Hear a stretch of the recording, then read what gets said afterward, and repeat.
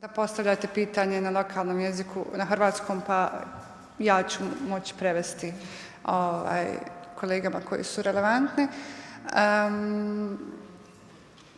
Thank you for coming today.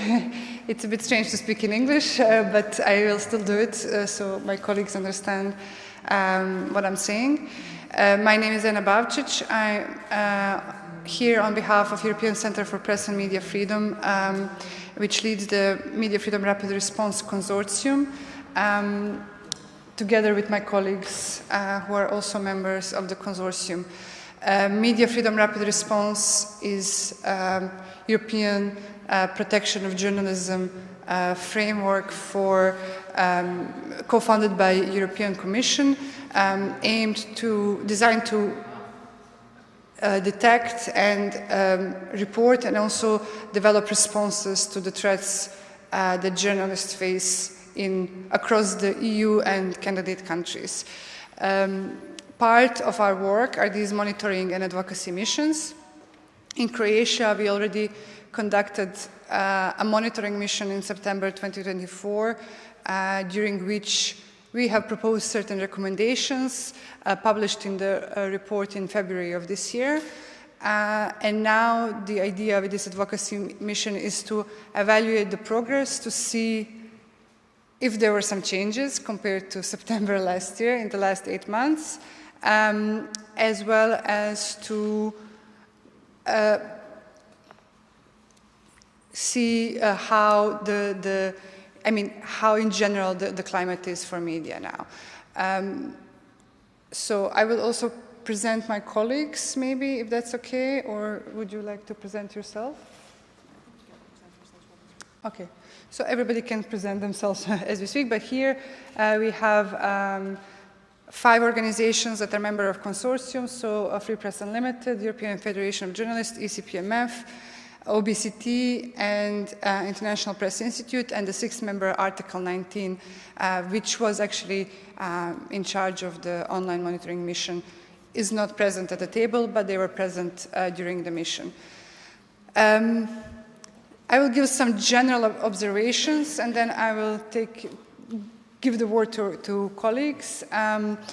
But what we have seen in the past, I would say 2 days that we are here in Zagreb, is that the situation for journalists is still precarious. While there are some positive development, like we have seen that there is a transparency database now open for public, which is a good step forward and something that we haven't seen in other countries that we had similar missions to. We still see that there is a huge gap between steps taken by the government, the legislative level, and the feeling that the journalists have while conducting their work. This gap increases, especially for small or independent media and journalists who are conducting some sort of investigative work where their position is largely precarious and uncertain.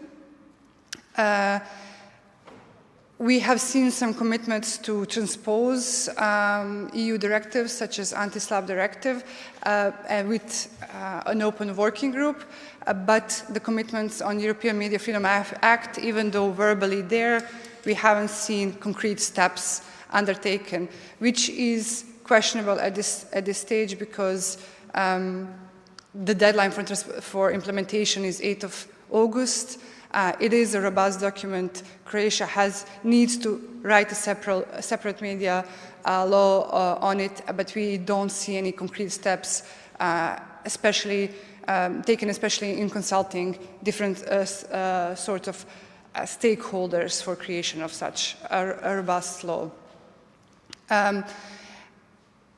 European Media Freedom Act and Anti-SLAPP Directive should offer some levels of protection for journalists in Croatia, just like in other EU member states. But there are still questions that are not completely covered by it. One of it is a question of funding, where we have seen that there are several layers of issues where the position of journalists is now even more precarious than before, I would say.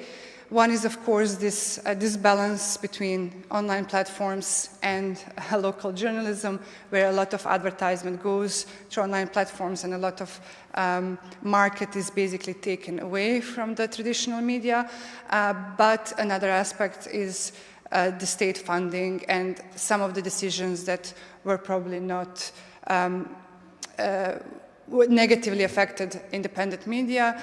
We have followed the situation with the outlet Novosti, where we see a high concern for their existence, and we are also concerned for the fact that their political reporting was kind of targeted by this reduction of funding, which indicates some, I would say, more serious trends. And we can discuss how we can qualify them. So these are some general remarks. We have also seen the number of attacks, especially in the small local communities for journalists, have been still present, and the nature of these attacks didn't change since the last year when we were writing the report, and now with the recent attack on Nova TV. There has been some developments, and my colleagues will talk about it, but still they're there, and we are extremely worried on how on how they're playing out, and we hope that the government will increase and be more prompt in their responses to them. With that being said, I would maybe give word to colleague Ricardo, who is one of the Thank you, Anna. My name is Ricardo Gutierrez. I'm the General Secretary of the European Federation of Journalists. We have two member organizations in Croatia, the Croatian Journalist Association and the Trade Union of Croatian Journalists. And globally, we represent 300,000 journalists in 44 European countries. I know that my colleagues from FPU, OBCT, and IPI will enter into specific issues we addressed during this mission. I would like to start by giving you my impression after these 3 days of consultations. We consulted journalists, but also many public officials, members of the judiciary, and so on. I'm not optimistic. Why? Because when discussing media freedom issues, safety of journalist issues with public officials, several times we've been facing denial. The Minister of Culture, but also the chair of the Media Committee of the Parliament, they used to deny the seriousness, I would say, of the situation. The situation is not, press freedom is declining all over Europe. That's not a specific situation for Croatia. But the situation of Croatia is really worrying. I presented to these two officials the outcomes of a scientific survey, not a survey, research from the Media Pluralism Monitor, showing that regarding the protection of journalist standards, and that means very concrete criteria, which are working conditions of journalists, physical safety, including life safety, digital safety of journalists, protection against slaps, against abusive lawsuits, protection of sources, of journalistic sources, and arbitrary arrests, Croatia is, together with Turkey, the worst country in Europe regarding these criteria. And the reaction from the officials was just to deny this, to say, oh, this is an impression, this is an opinion. No, it's not an opinion. It's a fact. And it's not, I'm not optimistic because I expect from responsible politicians to take into account reality and to work together with journalist organizations, but also publishers, broadcasters, to improve the situation. It's also very worrying, and you said it, Anna, a few months before the full implementation of ENFA, we still not have consultation between government, parliament, and the media stakeholders, journalist organizations and media owners. That's not really responsible. We are talking about the most comprehensive legislation, European broad legislation, and for the first time we will have a strong European legislation applying to all EU member states and candidate states. And the Minister of Justice promised to have a consultation 8 months ago, in September 2024. And when we met her yesterday, she told us, yes, we will organize in the coming days this consultation. That's not responsible. That's not a good signal. So I leave it for more specific comments from our colleagues, but from my side, it's important to tell you that the point was to assess the progress since we published our report a few months ago. I'm not really convinced of the political will to implement the recommendations we made. Thank you, Ricardo. And actually, we asked about the timeline of the implementation of ENFA, and we didn't get any answer. To our questions whether there will be a working group, we got 2 answers. One person said there will be a working group, another person said there will be bilateral talks. So there is obviously no clear understanding of what kind of steps will be undertaken to achieve this. And I use this opportunity also to remind the Croatian government that, if this act is not implemented by August 8 in its full scale, the government will have to pay penalties, and this will come from the taxpayers' money as well. So this is something that we need to be looking out for. Oliver, please. Thank you very much. I'm Oliver Money-Kyrle from the International Press Institute. We're a global network of editors and journalists around the world. We're based in Vienna. We have a particularly strong network through Central and Eastern Europe. I'm based in Brussels, and I do a lot of advocacy around the European Union, and particularly following the path of the European Media Freedom Act. Before going on to that, I mean, just that there were 2 or 3 really key examples we heard of oppression of media freedom on our first day.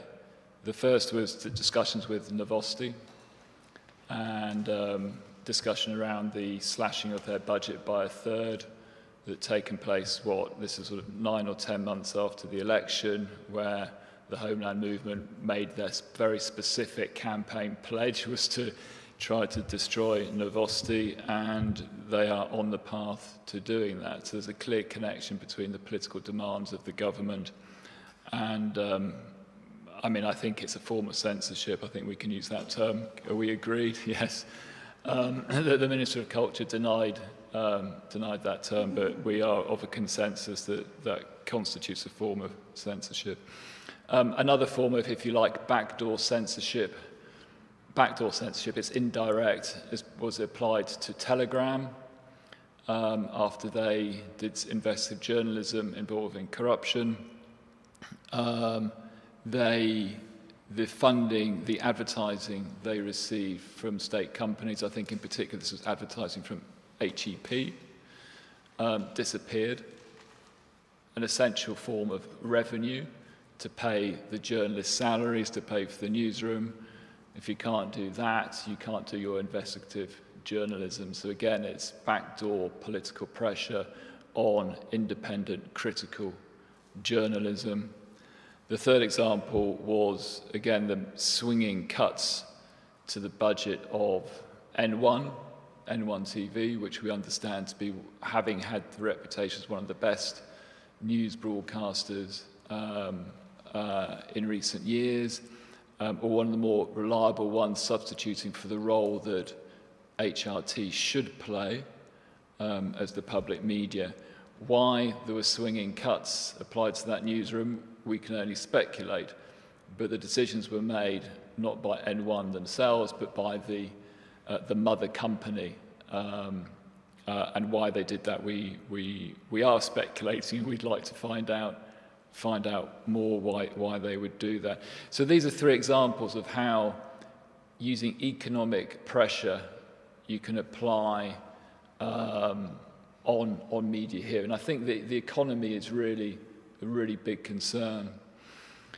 The Media Freedom Act tries to address the economy. It's really designed to counter media capture, which is where governments use the tools of the state to erect economic barriers and obstacles for independent journalism. The most obvious way they do that is they deny state advertising to media that are critical of the government. It also involves the political capture of the public broadcaster, the political capture of the media regulator, and also the creation of a sort of coalition of media allies, again through using economic means, and a reduction of media pluralism in the system. So the Media Freedom Act is an attempt to address and to combat that. And we don't know what the government's plans are because they haven't been published, but we intend to follow this story very closely, and we intend to work with you to make sure that they are implemented rigorously.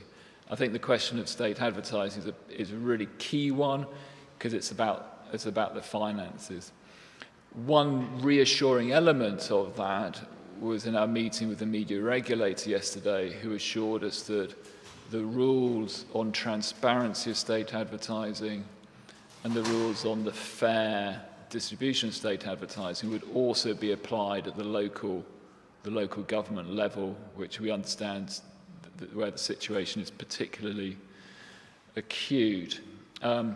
We were also this morning addressing the Parliamentary Committee of the Media and saying that they have an opportunity here to open up and make the process for the appointments of members of the Supervisory Board to the public media and, of course, to the Board of the Media Regulator, to make it more transparent, to make it more rigorous, to deal with conflicts of interest questions, and also to make it more pluralistic so that it is less dependent on the majority of the governing party. One way to do that would be to introduce a requirement for a supermajority to approve the members of the board, and that supermajority could either be within the parliamentary committee that makes the shortlist, or within the parliamentary vote itself, ideally both. They said they were prepared to consider the proposal. We will see, but certainly these are mechanisms for improving guarantees of the independence of both these bodies, which are incredibly important. And we're certainly, while none of us are able to watch Croatian TV, with the possible exception of Aina, it's not for us to interpret the level of independence of the TV, but certainly the information we've received suggests there are potentially quite serious problems there. Look, lastly, I think we can look at the crisis facing media at a narrow national level, but I think it would be wrong of us to ignore the global situation. And at the heart of this crisis, the reason why media is so susceptible to capture, to political interference, to serving the vested interests of politics or corporations, is because of their economic precarity, the weakness of their revenue model. Fundamentally, the problem lies with the relationship with big tech and the online platforms. We were talking to the publishers a couple of hours ago, and they were explaining that 70% of the advertising, the advertising market, the global expenditure, the global expenditure in Croatia, is that a correct term? The full expenditure of the advertising market in Croatia, I think some 340 million euros we were quoted, 70% of that goes to either Google or Meta. this is not a news story, but it is absolutely devastating. We've reached a point, a crisis point, not just in Croatia, not just across Europe, but globally, where media are facing an existential crisis. On top of that, we have generative AI that is refusing to pay for the data that they steal from media, from journalists, and that are creating a model whereby when the public use search engines, they will no longer be directed to media sites. The only way to combat this is through regulation. And we were urging, again, the government here to join forces at the European level, because it can really only be addressed at the European level, to have the political will to tackle this and try to solve the market failure that exists. That'll do for now. Yeah, thank you, Oliver. And yeah, in the context of Croatia, of course, it depends on the market and the number of people that use the social media. So the best hope is, once you see these concerns, to kind of try to relay to us or to some other organizations where we can maybe try to amplify voices or try to work on this together to kind of offer the best solutions. Maybe going from there to more concrete threats and for journalists, and I give the word to Emma to talk about legal. Thank you. My name is Emma Bergmans. Yeah. I work at Free Press Unlimited, an international press freedom organization. Aside from media pluralism and the independence of media, another priority during this mission was the safety of journalists in Croatia. And what we found here is that there is a major issue with the legal intimidation of journalists, particularly through the use of so-called SLAPs, strategic lawsuits against public participation, which are abusive lawsuits aimed at silencing critical speech. In Croatia, the number of these lawsuits is extremely high. Croatia is one of the worst offenders in the European Union when it comes to the use of SLAPs. And what we see as especially problematic in Croatia is that these type of lawsuits are often started by politicians, by businessmen, but also by judges in the case of Croatia. And what we also see is that there is double prosecution. These lawsuits are not just filed in civil courts, but also in criminal courts, as defamation and insult are still part of the criminal code in Croatia. And as the Media Freedom Rapid Response, we see this as especially problematic because criminal prosecution of defamation is outdated, it is unnecessary, and it's really disproportionately harsh for defamation legislation. And what we really urge is that alternative solutions are found. At the European level, we have the anti-SLAPP directive, and at the Council of Europe level, we have the anti-SLAPP recommendation, which gives concrete measures to counter such abusive lawsuits. The Council of Europe recommendation goes a lot further than a directive and really recommends that effective protection measures are taken, not just for civil SLAPP lawsuits, but also for criminal SLAPP lawsuits, not just for cross-border SLAPPs, but also for domestic SLAPPs, for example, and to ensure that journalists or other people participating in public participation get compensation when they are faced with SLAPP lawsuits.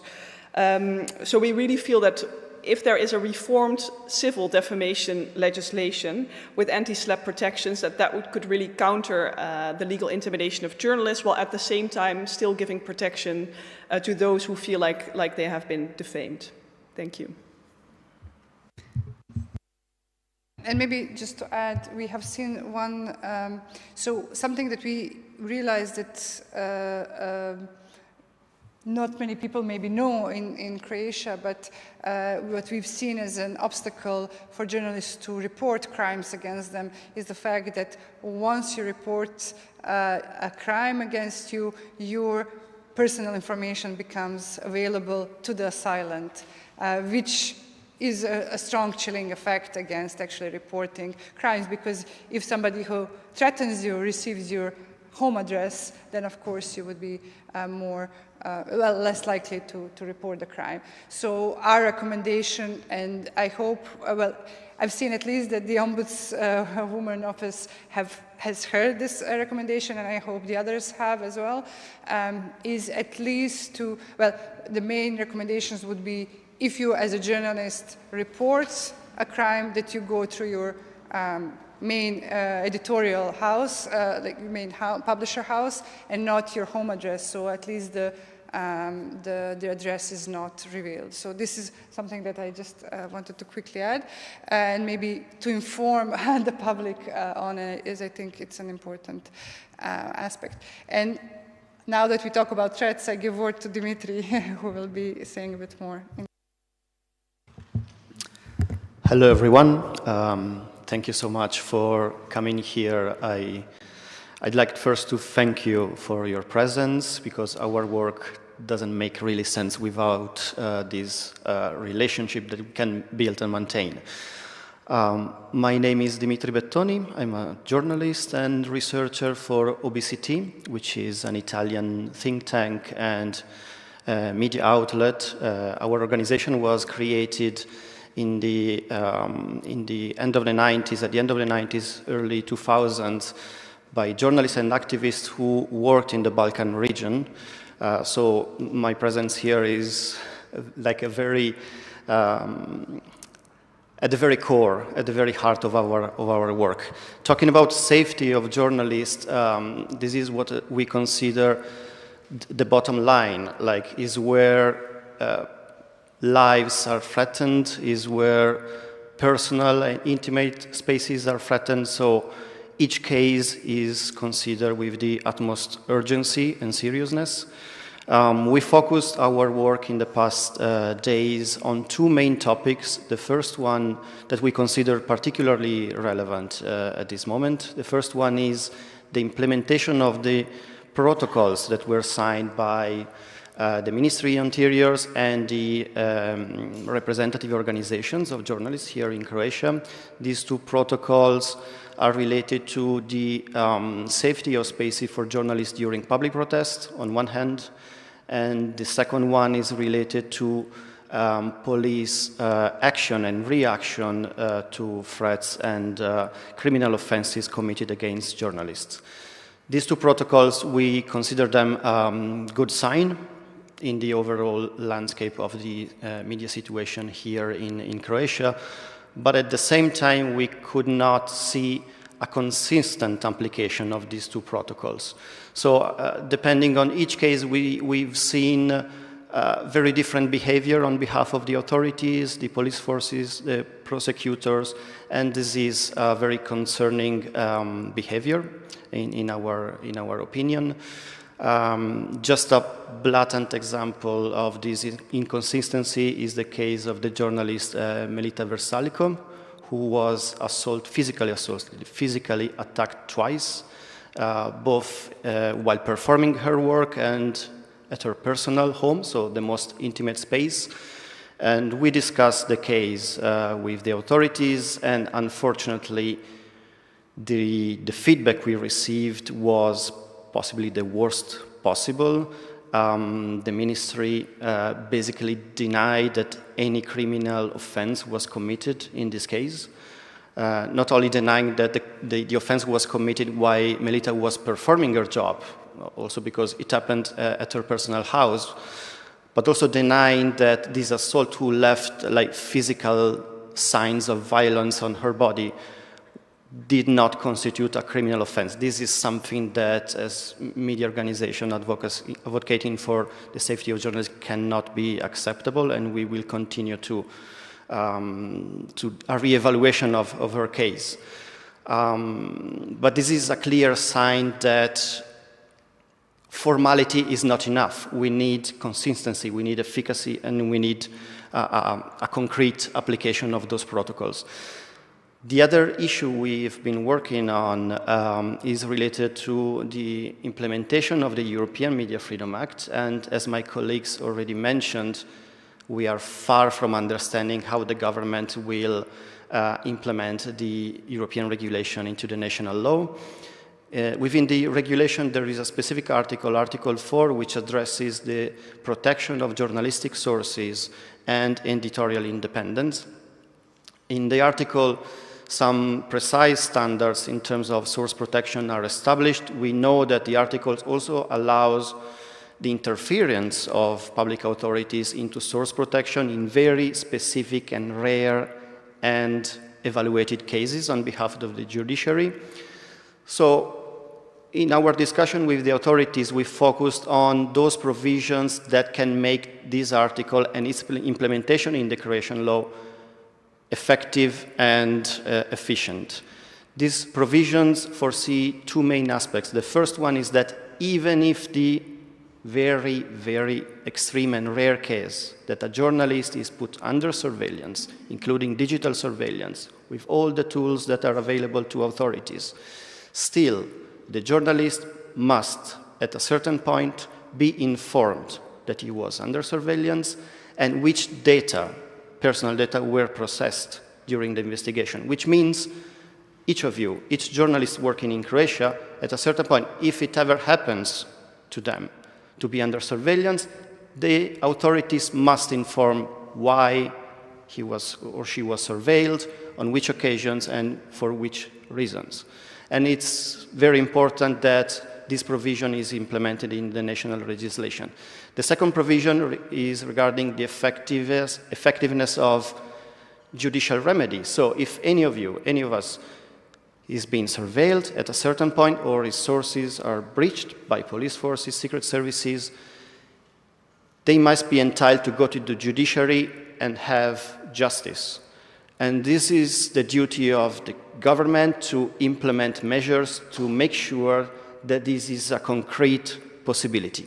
As my colleagues said before, we didn't have, unfortunately, clear ideas on how the government intends to implement these measures.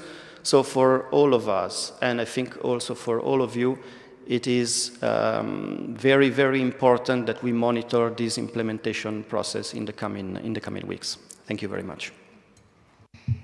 And one final remark.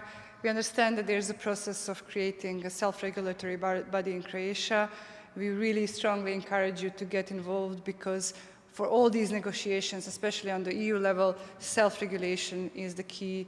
Of course, besides the journalist associations and trade unions, there needs to be a space where editors and journalists can voice themselves and actually be a stakeholder in these discussions. So we strongly encourage you, if you're not already involved, to get involved in this. I would, if nobody else has anything, else to add, I would open the floor for potential questions. And you can, možete I na hrvatskom, slobodno.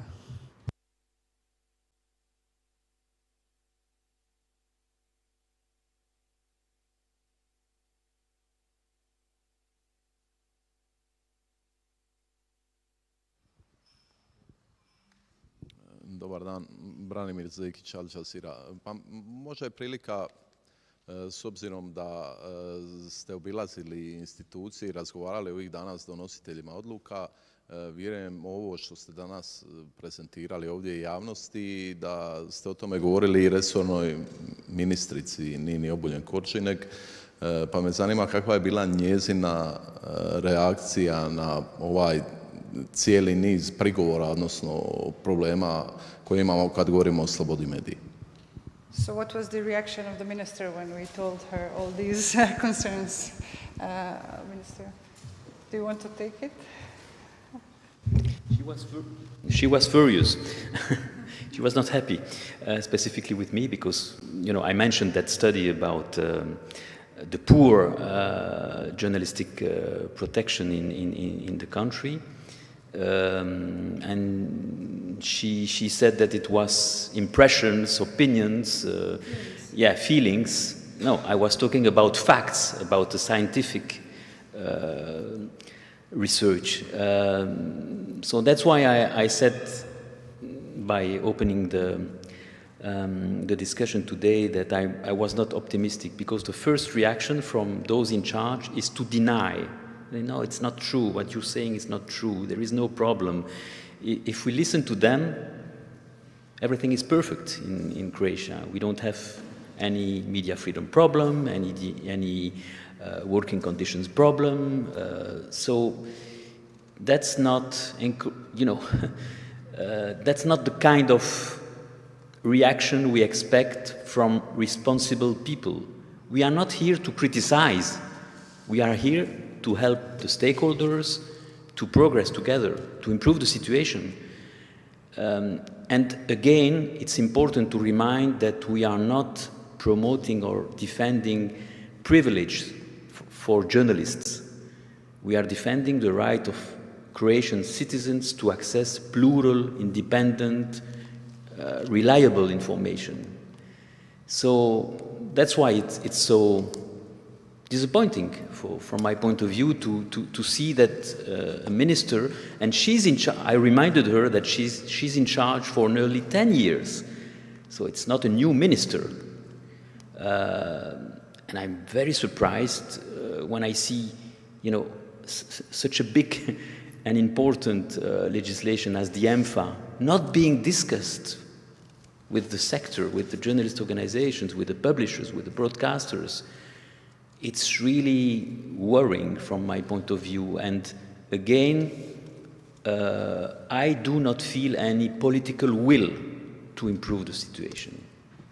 That doesn't mean that they are not taking action. They do some things. You know, the media register is a good thing. But what is done is not commensurate with the seriousness of the situation. We expect the government to do much more to protect the citizens' rights to access information. Yeah, maybe, sorry, just 2 points, and then I'll give a word to Oliver on the trust and on the media registry. Mislim, vidjeli smo neke pomake, vidjeli smo naravno da postoji taj registar transparentnosti vlasništva. Naravno, postoji prostor da se to unaprijedi. Mi ne možemo vidjeti da li vlasnici imaju neke druge tvrtke, kompanije kojima upravljaju, na koji način to utiče na njihovo poslovanje i slično, ali to jeste neki ok potez. Ali ono što je bilo zanimljivo jeste da je ministrica rekla da oni žele da rade na povjerenju u medije, ali s druge strane dobili smo neka svjedočanstva novinara i novinarki gdje upravo taj vrh, vladajući vrh, upućuje prijetnje, naziva medijske grupe access of evil. Mislim, to su riječi koje sigurno ne ulijevaju povjerenje u novinare od strane javnosti. Tako da malo smo bili zbunjeni tim nekim nastojanjima, jer imamo osjećaj da želi se, postoji neka vrsta dobre namjere, ali s druge strane neki ozbiljni potezi koji to ugrožavaju. I mean, just a couple of points. I mean, she, as I referred to earlier, she was upset by the suggestion that the cut of the budget of Novosti was a form of censorship. That really did upset her. She insisted there was no censorship whatsoever in Croatia.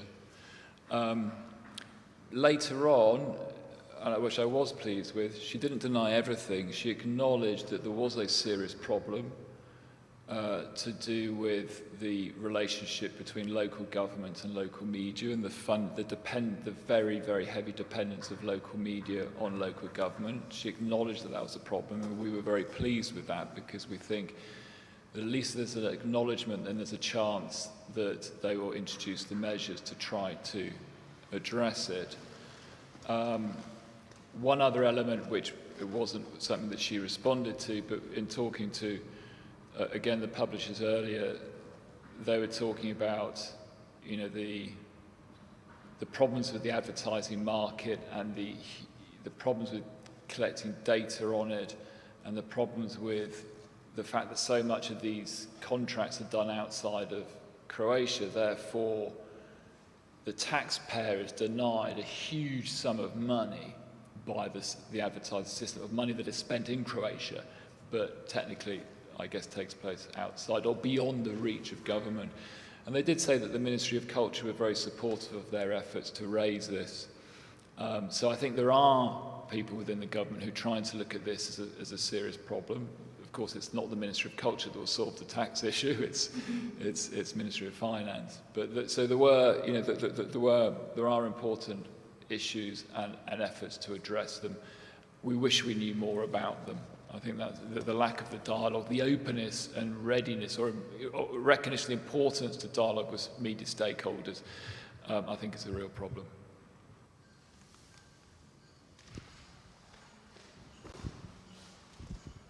I'll ask the question in English directly. I'll save you, Anna, from having to translate. I'm Ivana Perić. I work for Novosti, for Weekly. And my question would be, aside from the comment about slashing the budget not being a form of censorship, was there maybe something else that was implied or said about the Novosti case, since we honestly don't have a chance to talk directly to the ministry and they're not keen on extending a dialogue, so maybe some comments that were made about Novosti, was there something else that was said to you? I'd like to know about that. Thank you. Well, I mean, she both denied any responsibility for the decision whilst also defending the decision. She certainly denied that it had anything to do with the political demands of the Homeland Movement, that this was a clear decision based on clear criteria, that those funds were not there to fund political news. That was the justification. Maybe there is more detail. I know there are other media for minorities that do political news, so I think there's a strong case to say that this is a targeted decision, but perhaps others have more. Yeah. In this case, I was quite clear in saying that we see it as a form of censorship, which she strongly denied. She said, and I quote, "There's no censorship in Croatia," which I would say is a very, very bold statement, which kind of implies that there is a sort of at least control of understanding of every aspect of the work of government in the entire country, but especially in this case, I mean, it's an obvious targeting of, political news outlet. Unfortunately, we didn't see any clear commitment that there will be any improvement or that this budget will be restored. It is justified as, it's a national minority council, it's a democratic decision, this is according to their criteria.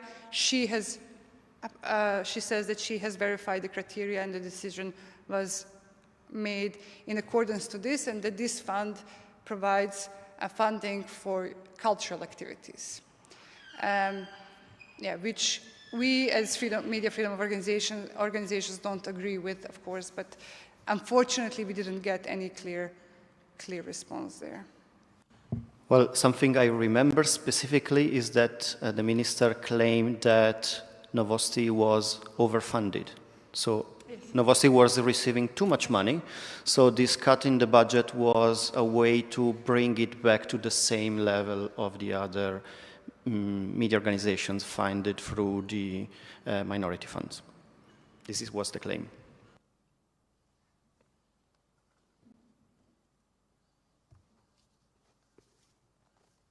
I mean, I guess we're preaching to the converted. I guess you all know all these issues, so it's not like we're bringing anything new, but we at least hope that this has helped a bit. What is also was interesting for us when we talked to the Ombudsman office, we understood that their reports are not even considered in the parliament. And I mean, this is maybe also a form of pressure that could be made towards the elected officials, to at least consider these official reports of independent bodies and to kind of adopt recommendations, because if the recommendations are not adopted in time, then they cannot be implemented. So there are some mechanisms, but maybe from our side, and yeah, on top of this, after the meeting with the Ombudsman, they asked to tell you that if any of you has experienced case of violence or any form of violation, that you need to report. And my colleague Anna mentioned before that there is this provision in the criminal law that forces you to disclose your personal address, which is an additional burden and further exposure to additional violence. Okay, the Ombudsman said, please tell the journalists to come to us. and tell our stories, because we can use their cases in the parliament to advocate at least for a change in the procedures so that the personal home address is not anymore reported to the assailant. Ombudswoman.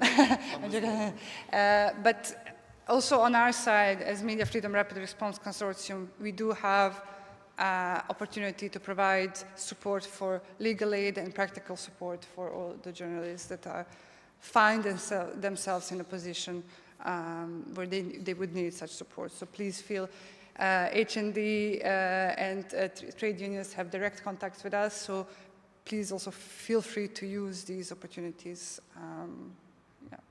from us as well. We're here for you. We don't do this regularly, so we're not going to come next year in Croatia, but we'll go to other countries. But still, we are closely following the situation on media freedom. We will keep on reacting to what is happening here, and we want to join forces in advocating for better freedom for press as here. I'll add another thing, like we have a practical support program, so you can talk to the union, or you can reach out to us directly through our website. So we provide for practical support, real case support. So if you need like a lawyer because you need a case, or if you need money to cover your legal expenses, we can talk about that. We replace equipment if it gets confiscated, destroyed, or whatever. So we try to go beyond advocacy activity, even though the core of this mission was advocacy. We definitely can improve in what we do, but please reach out to us if you need anything. And please stay for